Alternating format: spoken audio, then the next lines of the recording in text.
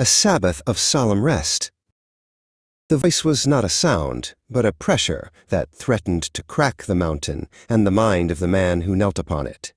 Moses, alone in the searing presence of his God, felt the divine words etch themselves not on stone, but on his soul. "Speak to the children of Israel," the voice commanded, a vibration that shook the very firmament. "On the 10th day of the 7th month is a day of atonement. It shall be a holy convocation. You shall afflict your souls," the voice decreed. As the words were spoken, a vision flooded Moses' sight. A sea of his own people, not fasting from bread, but from their very being.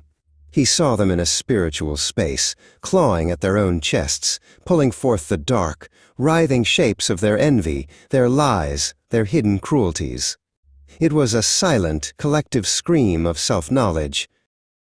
"Shall do no work on that same day."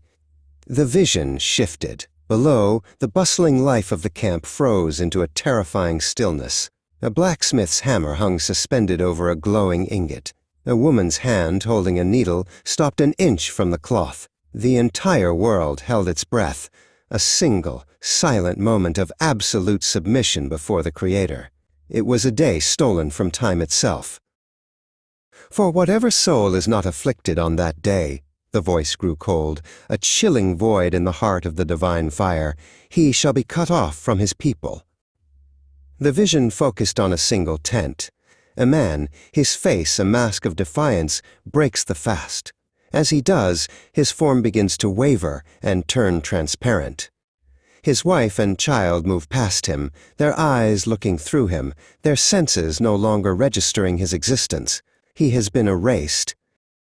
"And whoever does any work, that soul I will destroy from among his people."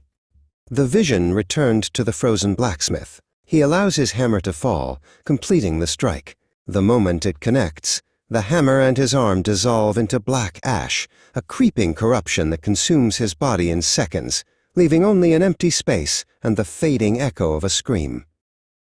"It shall be a statute forever, throughout your generations." The vision accelerated, hurtling through time. Moses saw his people in strange lands and stranger clothes, in cities of steel and under skies choked with smoke. He saw them through ages of persecution and prosperity. But on this one day, the world stopped. The frantic motion of history paused for this one, solemn rest. "It shall be to you a Sabbath of solemn rest." The finality of the law settled, and the terrifying visions of judgment gave way to a profound quiet. The silence was no longer about fear, but about a shared holiness. It was the peace that comes after a confession, the stillness of a soul stripped bare before its God, with nothing left to hide. "From evening to evening you shall celebrate your Sabbath." Moses watched the sun bleed out across the horizon, its dying light painting the desert in hues of blood and gold. As the first star pricked the deep indigo of the sky, a collective sigh seemed to rise from the camp below. The day of unmaking had begun.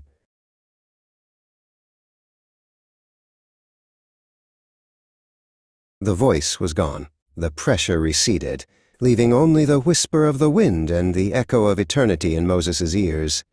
The visions were burned into his memory. This was not a day of ritual, but a day of spiritual death and rebirth, the moment his people must willingly become nothing to be remade by the one who is everything.